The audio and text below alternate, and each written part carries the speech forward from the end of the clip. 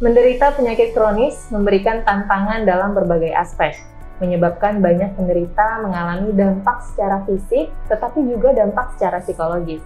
Hal inilah yang semakin memperburuk keadaan dan bahkan bisa dibilang penyakit mereka pun sudah mengganggu kehidupan.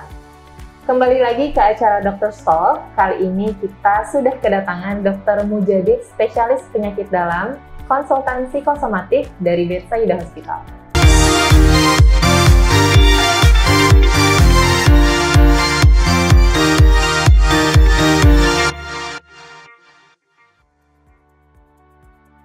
Halo dok, apa kabar dok? Baik, terima kasih Mbak Bella. Baik. Saya sudah diundang pagi ini untuk ketemu sama sahabat-sahabat Betsaida ya. Baik, ketemu dengan sahabat Betsaida Hospital dengan ya dok ya. Betsaida Hospital. Baik, dokter kan konsultan psikosomatik ya dok ya. Betul, kita mau Mbak tahu Bella. nih, karena saya juga baru dengar dok psikosomatik. Sebenarnya psikosomatik itu apa sih dok? Baik, ini pertanyaan yang mendasar sebetulnya ya. Betul. Yang perlu diketahui oleh halayak juga ya, Betul, oleh sahabat-sahabat kita. Jadi yang dimaksud dengan psikosomatik atau gangguan psikosomatik adalah serangkaian atau bentuk kelainan yang mirip-mirip dengan kelainan fisik biasa. Ya, jadi ada sakit dada, ada sesek, ada sakit tenggorokan, ada sakit perut yang lebih banyak, ya, ada pusing misalnya ya. Dan biasanya keluhan-keluhan ini berkaitan dengan suatu kejadian tertentu atau suasana emosional tertentu. Nah, jadi makanya disebutnya psikosomatik. Kejadian yang dialami oleh seseorang yang merupakan kejadian traumatis misalnya atau kejadian emosional yang tidak baik, kemudian muncul sebagai keluhan-keluhan badan. Baik. Nah, ada yang lebih penting, Mbak Bella. Jadi setelah ditelusuri keluhan-keluhannya seperti banyak seperti tadi itu, ternyata baik pemeriksaan yang sederhana maupun pemeriksaan yang lebih lanjut tidak didapatkan kelainan. Nah, itulah sebabnya maka pasien-pasien ini nanti akan berkelana kemana-mana merasa belum sembuh, ya.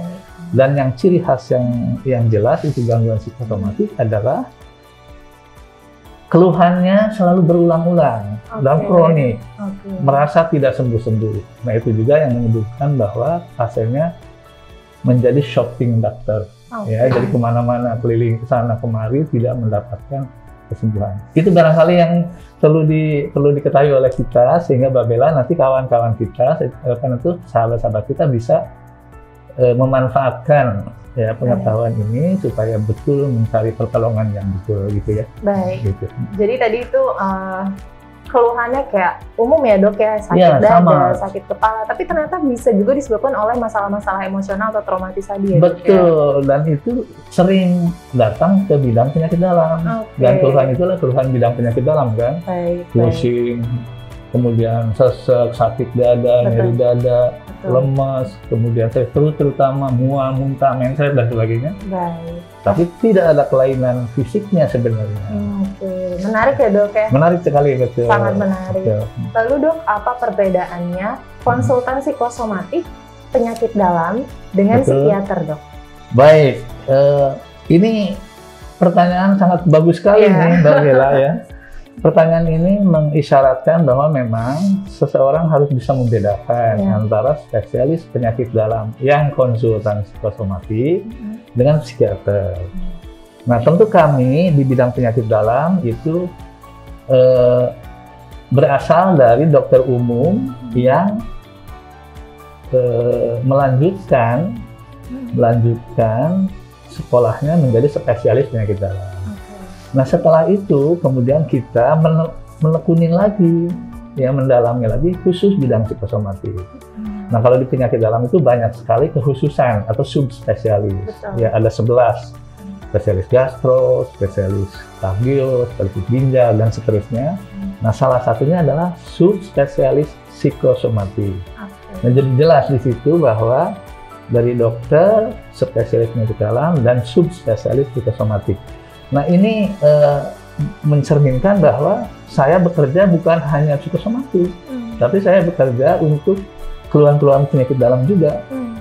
Ya, jadi kelainan atau keluhan penyakit dalam ya kita layani, kita bantu, lebih-lebih keluhan-keluhan yang berkaitan seperti tadi dibilang dengan suasana emosi yang tidak baik. Itu pertama. Nah, seingat saya atau sejauh pengetahuan saya, kalau psikiater tentu dia adalah seorang spesialis berasal dari dokter umum yang sangat menekuni bidang kejiwaan. Jadi mereka tentu tidak akan mengelola penyakit-penyakit dalam, ya, tapi mengelola bidang kejiwaan. Jelas bedanya. Tapi di mereka juga ada subspesialis sebetulnya. Salah satunya misalnya subspesialis psikogeriatri misalnya, atau psikiatri anak dan dewasa dan remaja misalnya gitu. Jadi ada beda sedikit. Jadi latar belakangnya beda, kemudian pekerjaannya juga menjadi agak beda gitu. Ya. Dari segi pendidikan juga berbeda begitu. Betul. Ya dok ya, sama hal yang ditangani juga berbeda. Sekali, kalau yang psikosomatik tadi selain menangani keluhan fisik, ditelusuri juga secara emosionalnya, tapi kalau yang psikiater khusus emosionalnya. Iya betul, khusus masalah kejiwaannya begitu ya dok ya. Jadi memang di situ letak keunikannya. Nah, kenapa konsultan psikosomatik itu harus ada? Karena ternyata keluhan-keluhan itu datangnya di penyakit dalam dan berjubelnya di penyakit dalam.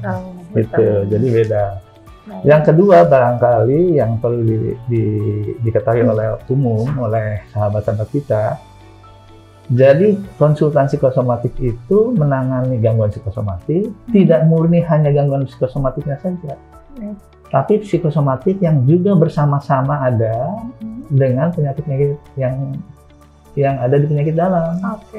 Ya, umumnya penyakit-penyakit yang kronik. Nanti berikut barangkali kalau ada pertanyaan lain kita lebih jelaskan lagi gitu ya. Kalau gitu kita ke pertanyaan selanjutnya ya dok ya. Baik. Apakah orang yang sedang sakit di bidang penyakit dalam terbawa ke masalah-masalah mental seperti depresi? Kalau misalnya iya nih dok, apa saja sih faktor yang mempengaruhi? Ya itulah barangkali melanjutkan dari jawaban yang tadi. Betul. Jadi kita sering menemukan di lapangan itu adalah pasien-pasien yang menderita penyakit bidang penyakit dalam misalnya salah satunya atau bidang lain, ya. Nah, tetapi pada saat dia mengalami sakit, tentu emosionalnya juga akan terganggu, terutama mereka yang mengalami penyakit-penyakit berat. Betul. Ya, penyakit kronik, infeksi lama, kemudian penyakit autoimun, kemudian penyakit ginjal kronik, penyakit jantung koroner lama dan sebagainya ya, kongestif arteri, penyakit paru-paru yang lama. Nah, mereka sering didomplengi oleh suasana yang tidak nyaman kan. Jadi suasana kesehariannya tidak nyaman, menjadi suatu stresor tersendiri sakitnya, menjadi beban tersendiri, menjadi persoalan sendiri. Itulah sebabnya maka pada pasien-pasien seperti ini sering muncul gangguan psikosomatiknya. Jadi gangguan psikosomatik yang mendompleng atau bersama-sama ada dengan penyakit-penyakit badan lainnya. Nah, dampaknya bagaimana? Dampaknya tentu akan sangat memperburuk atau sangat menyulitkan penyembuhan penyakitnya. Kemudian sangat memperburuk gejala-gejalanya, tentu kualitas hidupnya juga akan menurun, gitu ya. Biaya yang harus keluarkan menjadi lebih banyak, dan ujung-ujungnya adalah ke angka kematian. Nah, kalau penyakitnya berat, tentu angka kematiannya akan jadi meningkat bila disertai oleh gangguan psikosomatik, misalnya depresi yang Mbak Bella tadi sebut. Gitu. Jadi penting menelusuri atau mengidentifikasi adanya gangguan psikosomatik pada pasien-pasien yang sudah menderita penyakit juga gitu, bukan hanya yang tidak menderita. Gitu barangkali keterangan. Jadi sangat penting ya dok yang menelusuri penyebabnya apa gitu, karena bisa berdampak buruk nanti di kemudian hari. Berdampak buruk kepada dianya sendiri gara-gara ada faktor psikis atau gangguan psikosomatik yang bersama-sama ada pada pasien itu gitu. Betul sekali. Lalu dok ke pertanyaan selanjutnya, apa saja sih ciri-ciri orang yang menderita penyakit psikosomatik, penyakit dalam ini dok? Ya, bagus sekali.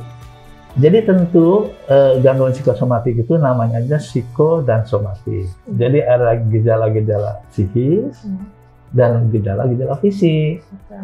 Nah, gejala psikis yang sering dikeluhkan oleh penderita psikosomatik itu salah satunya adalah suasana cemas, rasa cemas berlebihan, kemudian rasa was-was, rasa gelisah, tidak bisa tidur, sulit untuk tidur, tidak bisa mempertahankan tidur. Itu salah satu gejala-gejala psikis yang sering terjadi.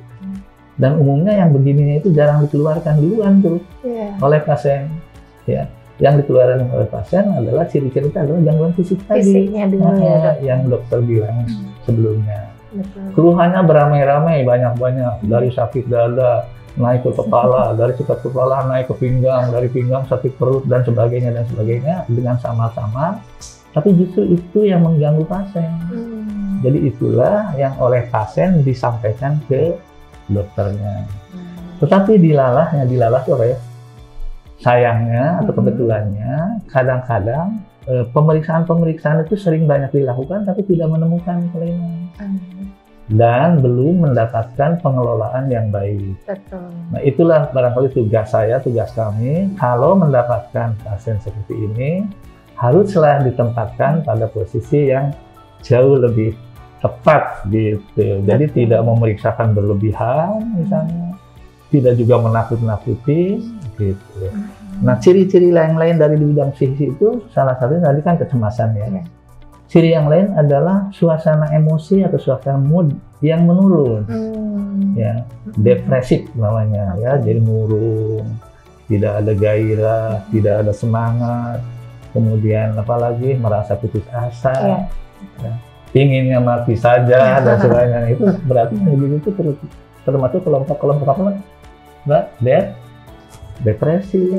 Nah, antara gangguan depresi dan gangguan anxiety itu selalu saja terjadi ya pada penderita macam ini, pada gangguan psikosomatik. Nah, bisa sendirian, bisa juga bersama-sama tadi dengan penyakit yang sudah ada. Gitu. Jadi sebenarnya ciri-cirinya sangat umum ya dok ya, kayak sebetulnya sangat umum, betul terus sekali. Moodnya turun. Betul. Tapi yang dikeluhkan ke dokter justru penyakit yang fisiknya dibanding yang tadi secara emosionalnya. Jadi keluhan fisiknya yang didagangkan. Sementara setelah melakukan pemeriksaan ya, kita tidak mendapatkan sesuatu yang bermakna dari pemeriksaan itu. Contoh salah satunya mengeluh sakit jantung, mengeluh sakit dada, bukan sakit jantung. Karena yang diduga atau yang dikhawatirkan oleh pasien itu sakit jantung, tentu dokternya juga akan memeriksakan beberapa.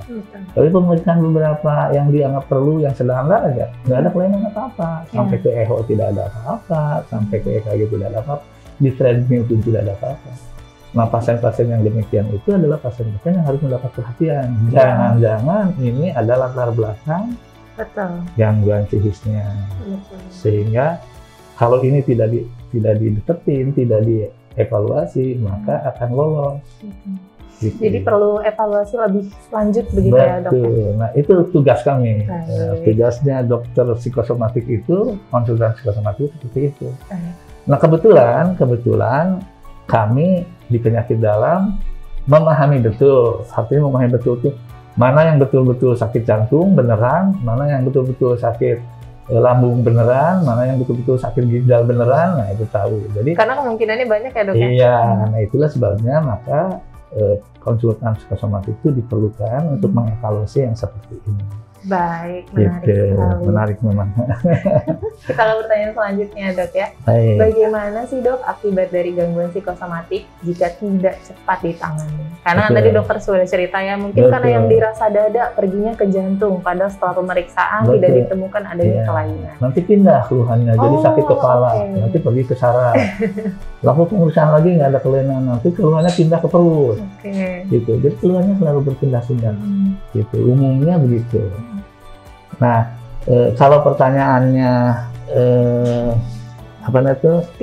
jika tidak cepat ditangani, tentu akan memburuk ya, menjadi buruk.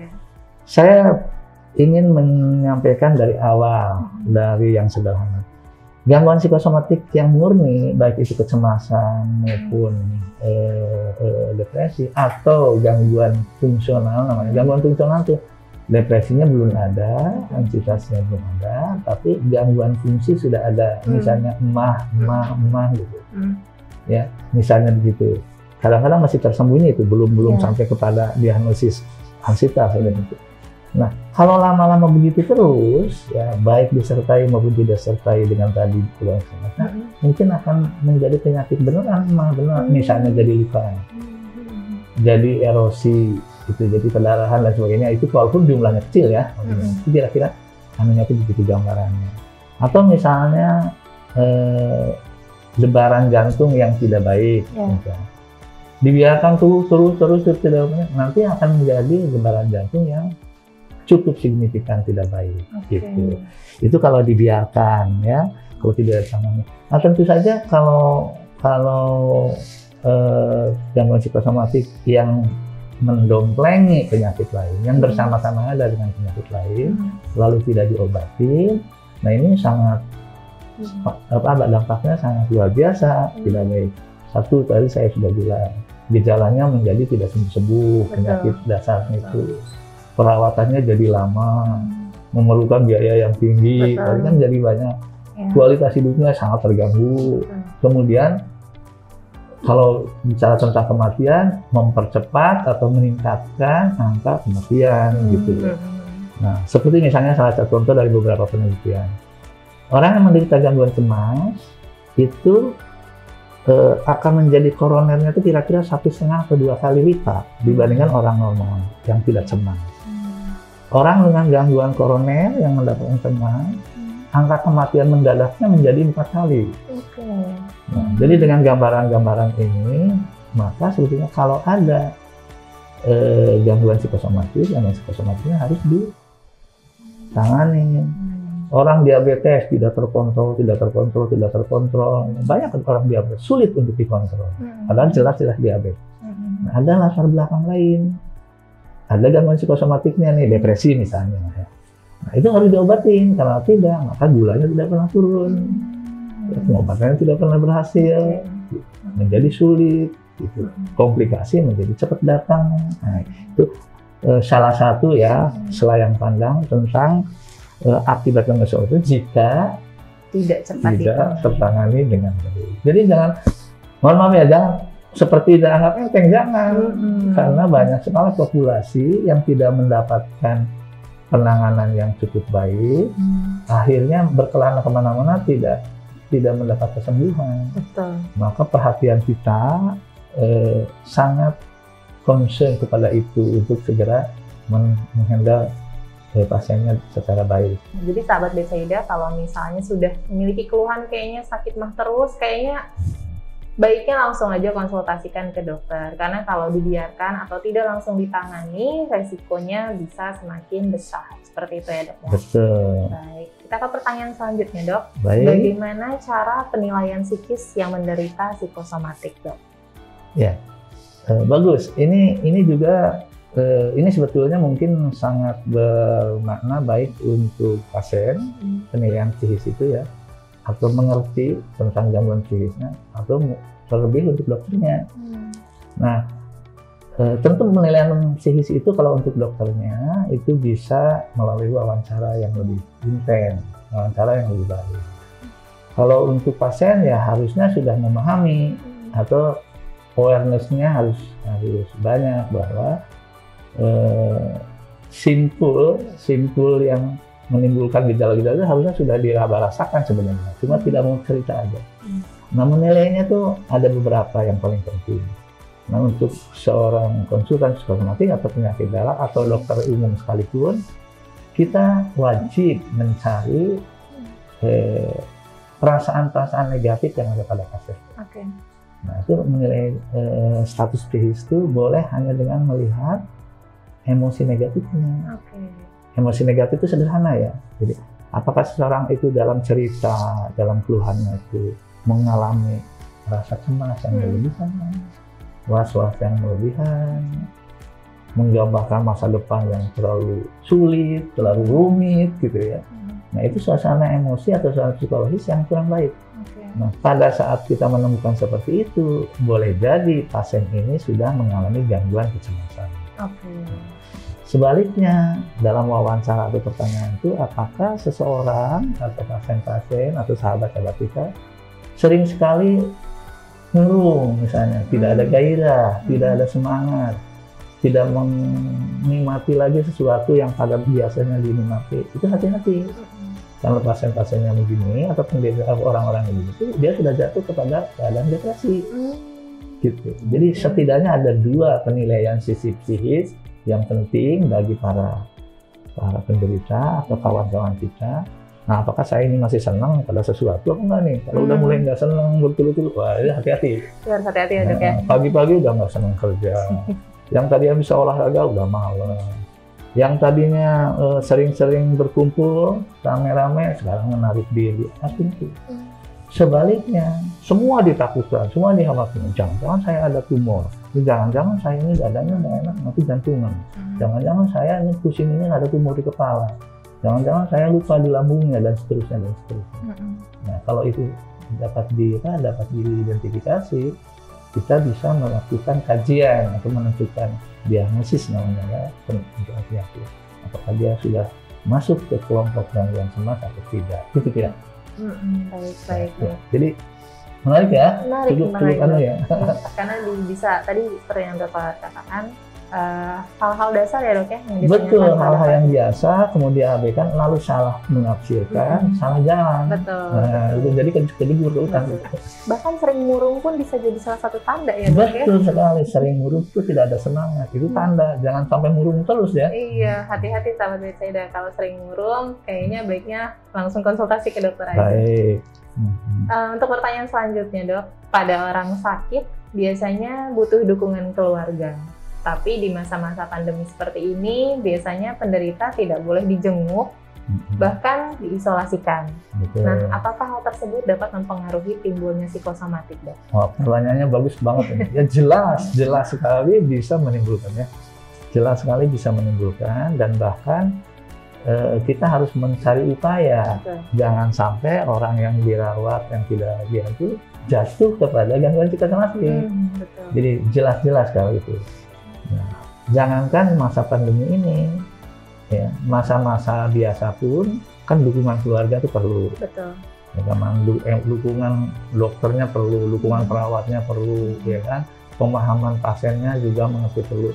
Empati itu rasa sayang, rasa merasakan keluhannya itu perlu. Betul. Dan itu dalam segala hal, tidak dikhususkan pada masa pandemi ya, pada semua keadaan itu perlu.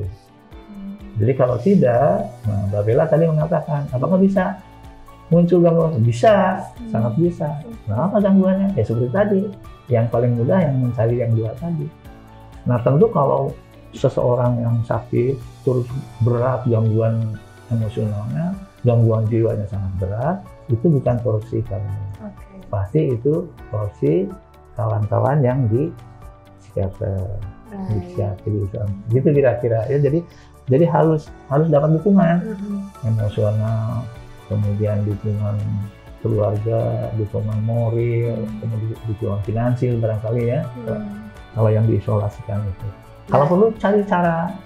Yang penting dia dapat dukungan dan dia tidak merasa sendirian. Dia tidak merasa terisolasi. Gitu. Perlu itu. Jadi dukungan emosional ini sangat penting untuk pasien ya dok, untuk terhindar dari psikosomatik tadi. Betul sekali. Nah mungkin anak muda sekarang dok, banyak yang terjebak dengan hubungan yang banyak masalah gitu ya dok, sehingga menyebabkan beberapa keluhan seperti sakit mah yang tadi dokter sudah dijelaskan. Kemudian ada juga pusing atau mual, itu gimana dok cara mengatasinya? Iya. Ya kita tahu bahwa saat ini ya dengan modernisasi, ya era modernisasi itu khusus bagi anak muda itu banyak yang terlalu hektik, banyak yang terlalu melakukan kegiatan yang macam-macam, yang kadang-kadang nyerempet bahaya, kadang-kadang bermasalah. Nah hal-hal semacam ini membuka peluang sebetulnya untuk terjadinya gangguan psikosomatik. Sebetulnya yang gampang aja, tidak usah yang terlalu berat ya. Dengan adanya gadget, itu sesuatu yang memiliki kemungkinan atau suatu hal yang prone itu apa ya? segera bisa menimbulkan gangguan-gangguan psikosomatik. Dia menangis diri, dia tidak mau berhubungan, tidak mau komunikasi, dia mendapatkan informasi-informasi yang tidak semestinya dan sebagainya. Itu justru pemakai gadget saat ini untuk era-era untuk kelompok milenial itu banyak sekali angka kejadian psikosomatiknya jadi naik. Gitu. Dan itu harus diperhatikan oleh kita, ya anak-anak muda sekalipun. Nah, kemudian dok, anak muda sekarang itu kan banyak terjebak dengan berbagai macam masalah yang tadi ya dok ya, sehingga menyebabkan beberapa keluhan yang umum yang tadi sudah dokter sebutkan seperti sakit mah, kemudian mual atau bahkan pusing. Itu gimana dok cara mengatasinya dok? Saya dulu ya, ulas dulu. Jadi memang anak muda saat ini di era milenial ini banyak sekali kegiatan-kegiatan yang kadang-kadang hektik ya. Betul. Terlalu banyak kesana kemari, mikirin itu, mikirin ini, terlalu banyak aktivitas yang kadang-kadang mungkin juga tidak terlalu perlu ya, atau begadang dan sebagainya. Nah itu jelas predisposisi mempermudah terjadinya gangguan psikosomatik. Ya, itu kan keadaan semacam itu kan merupakan beban, stresor bagi dirinya sendiri, sehingga dalam keseharian itu bukan merupakan keadaan yang lega gitu loh. Jadi keadaan yang hektik terus segala macam. Nah itu jelas predisposing atau penyedia atau mempermudah terjadinya gangguan psikosomatik.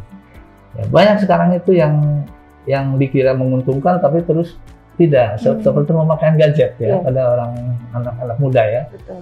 Anak muda yang memakai gadget saat ini itu tidak semuanya jadi baik ya. Gadget itu kan pedang bermata dua ya, pisau bermata dua. Kalau dipakai dengan baik ya untuk hal-hal yang positif itu jadi bagus. Tapi banyak gadget dimanfaatkan untuk hal-hal yang itu kurang bagus ya. Nah, yang kurang bagusnya itu yang menimbulkan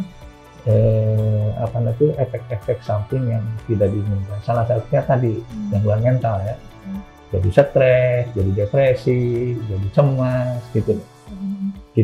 Lalu komunikasi personal yang hangat itu menjadi hilang dengan adanya pemakaian gadget.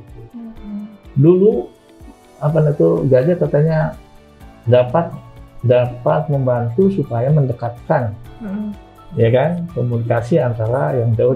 Itu di sebagian sisi benar. Soalnya di sisi lain enggak. Coba aja lihat kalau ada kumpul-kumpul keluarga, apa dia hangat? Betul.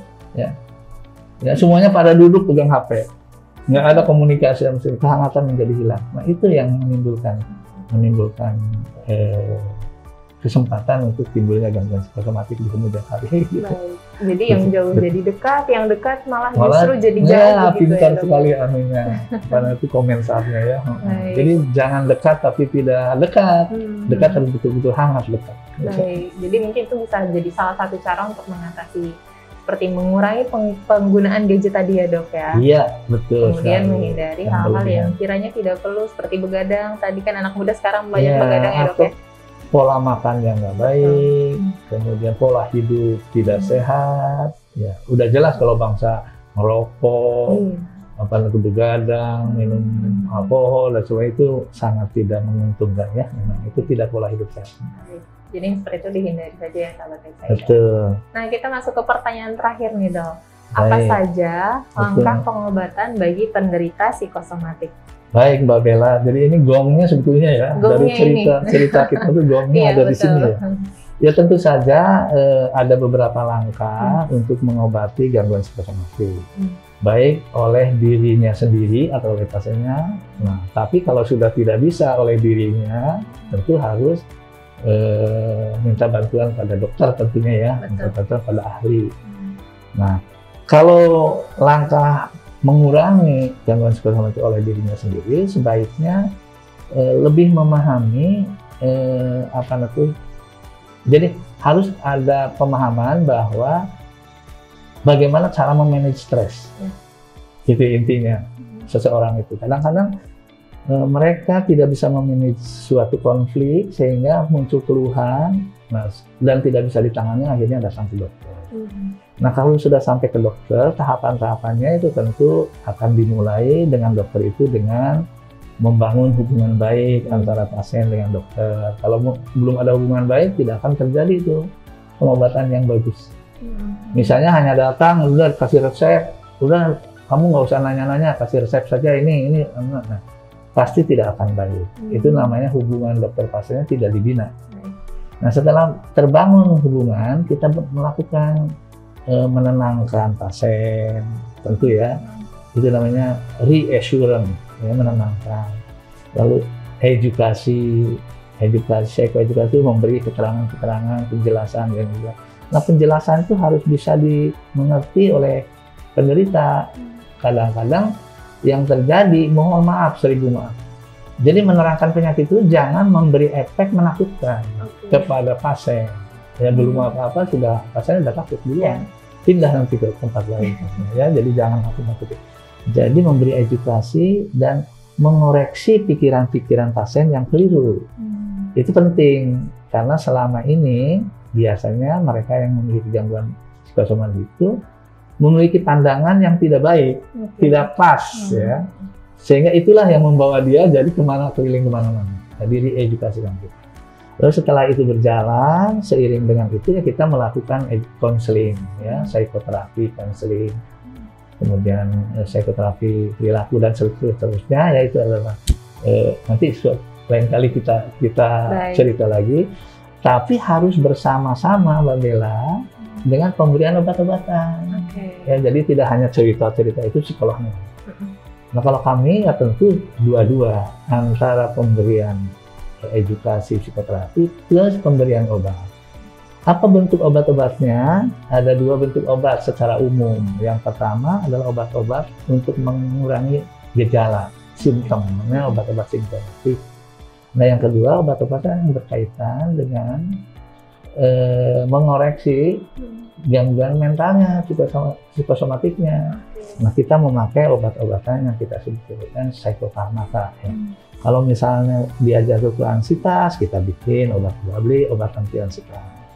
Jatuh ke depresi, kita kasih antidepresan dan seterusnya. Jadi lengkap, holistik namanya, Mbak Bella. Jadi pendekatan kita itu pendekatan yang paripurna. Psikosomatik itu mengisyaratkan bahwa pengelolaan seseorang pasien itu harus holistik, harus paripurna, tidak membagikan obat, tapi mengobati. Begitu, Mbak Bella. Itu barangkali mudah-mudahan cerita saya tadi dapat ditangkap ya, Mbak Bella, ya, oleh sahabat-sahabat kita juga, dan mudah-mudahan kalau memang itu bermanfaat atau ada manfaatnya, silakan camkan atau diingat-ingat. Gitu, Mbak Bella. Baik. Jadi tadi beberapa cara yang bisa dilakukan oleh dokter psikosomatik kepada penderita psikosomatik. Selain diedukasi untuk psikisnya, dokter juga bisa memberikan obat. Tidak hanya memberikan obat, tapi mengobati ya, Dok, ya, tadi seperti dokter jelaskan. Baik. Terima kasih, Dokter, atas waktunya. Semoga pembicaraan kita kali ini dapat memberikan manfaat bagi sahabat Betsaida. Dan bisa lebih aware juga, Dok, terhadap kondisi fisik ataupun kondisi psikis mereka. Nah, ini baru pembuka ya, Mbak Bella. Nanti kalau ada hal-hal yang lebih detail, mungkin kita di lain kesempatan bisa nanti kita ngobrol lagi ya, Dok, ya, di pertemuan selanjutnya. Baik, untuk sahabat Betsaida yang ingin berkonsultasi dengan Dr. Mujadid dapat datang langsung ke Betsaida Hospital. Dokter praktik di hari dan jam berapa, Dok? Hari Selasa dan Kamis, diberikan waktu jam 10 sampai jam 12. Baik, untuk sahabat Betsaida yang mau konsultasi atau yang mau bertemu dengan Dr. Mujadid bisa datang ke Betsaida di hari Selasa dan Kamis pukul 10 sampai pukul 12 siang. Jangan lupa untuk like, subscribe, dan juga share ke teman-teman ataupun keluarga kalian yang membutuhkan ya. Jika sahabat Betsaida ingin bertanya, dapat tuliskan pertanyaannya melalui kolom komentar. Sampai jumpa di episode Dr. Talk selanjutnya. Salam sehat, Betsaida bersamamu.